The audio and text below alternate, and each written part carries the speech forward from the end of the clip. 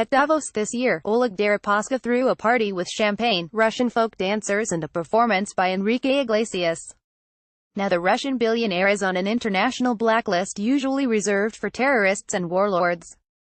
On Friday, the U.S. aimed its toughest sanctions at Deripaska's metals empire, banning Americans from dealing with companies including United Co. Rusal.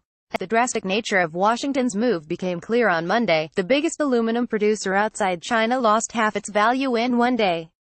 Blacklisted, Oleg Deripaska Photo, Bloomberg. This is economic murder of the company, according to a senior executive at a trading house, who asked not to be identified talking about a customer.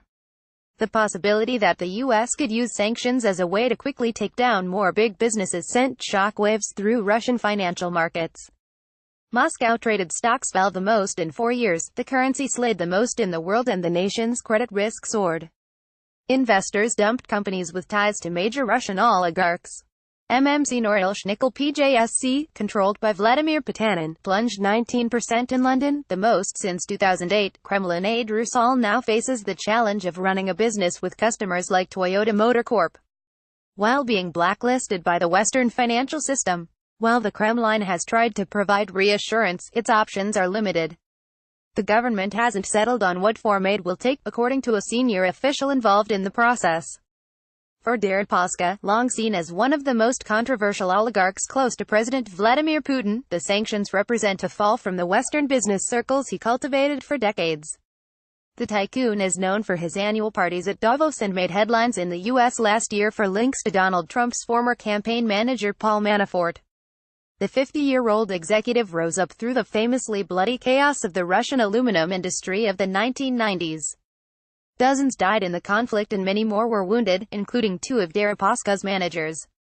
Russia's President Vladimir Putin with Deripaska Photo, AP. He has long been dogged by allegations from that era, but they have never been substantiated in court. In announcing the sanctions, the U.S. Treasury referred to allegations that Deripaska bribed a government official, ordered the murder of a businessman, and had links to a Russian organized crime aluminum giant. He spearheaded consolidation in Russia's aluminum industry. After a 2007 merger with OAO Sewell Group and assets from Glencore, his dominance was complete and Rusal was the world's largest producer of the metal. Rusal shares have crashed since Donald Trump announced the fresh sanctions. Photo, AP. Deripaska has always been the face of Russian metals globally, said Livia Paggi, a director for political risk at consultancy GPW. He might be able to continue to do business in Russia, but his businesses in the Western market have been severely impacted this week. Deripaska called the reasons for the sanctions as groundless, ridiculous and absurd, in a statement issued by his press service. The billionaire has previously said his business was flourishing long before Putin came to power and repeatedly denied any wrongdoing. On the day the U.S. sanctions were announced, Rusal posted a photo on Facebook celebrating the company's 18th birthday, complete with gift bags and red and white balloons. Happy birthday, Rusal, the company said on Facebook. No matter how many years old, the company will always be energetic and charged for success. Rusal shares collapsed next trading day, falling 50% in Hong Kong.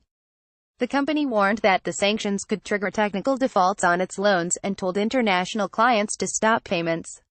Bloomberg.